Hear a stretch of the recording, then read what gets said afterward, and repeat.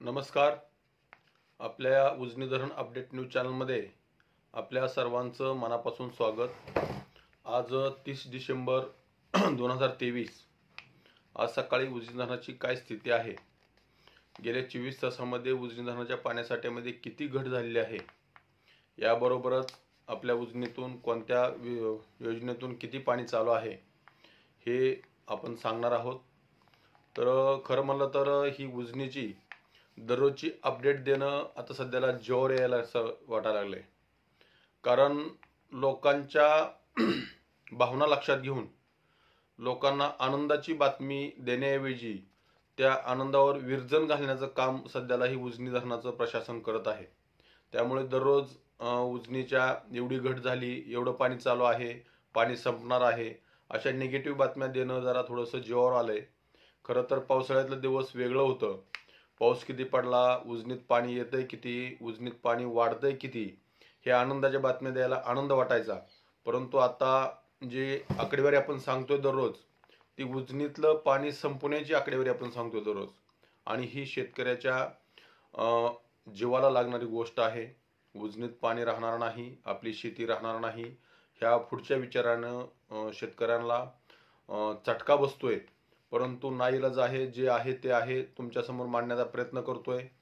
खरं तर हे सगळं ह्या शेतकऱ्यांना चटका लावून देण्याचं काम अधिकारी लोक करतायत.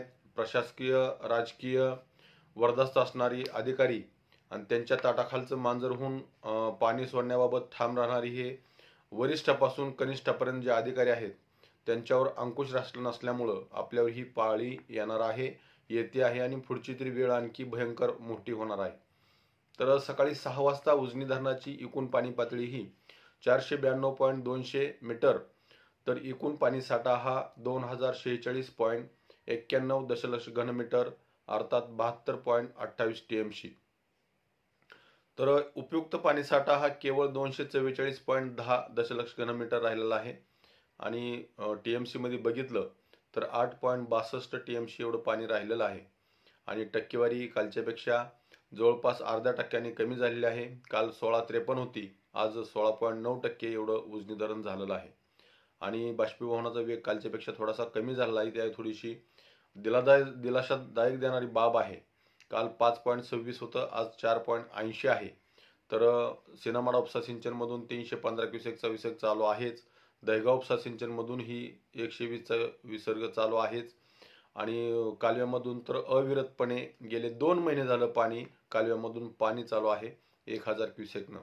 तर आता सध्याला बोगद्यामधून 150 वरून 250 कालच केलं होतं आणि तेच 250 आज कायम ठेवलेलं आहे.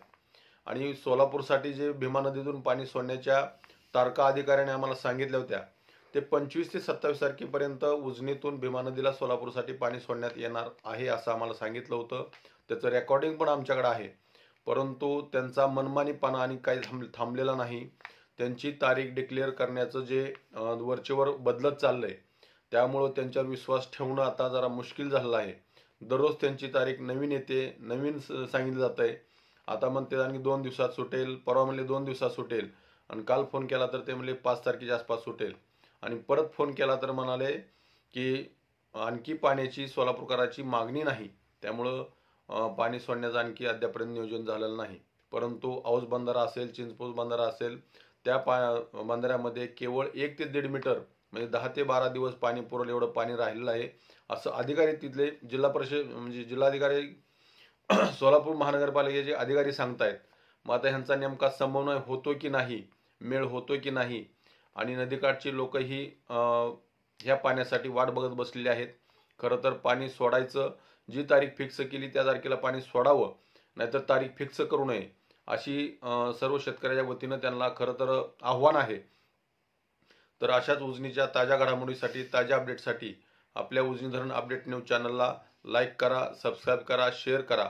उजनी धरण अपडेटसाठी बेंबळेहून सिद्धेश्वर शिंदे. धन्यवाद.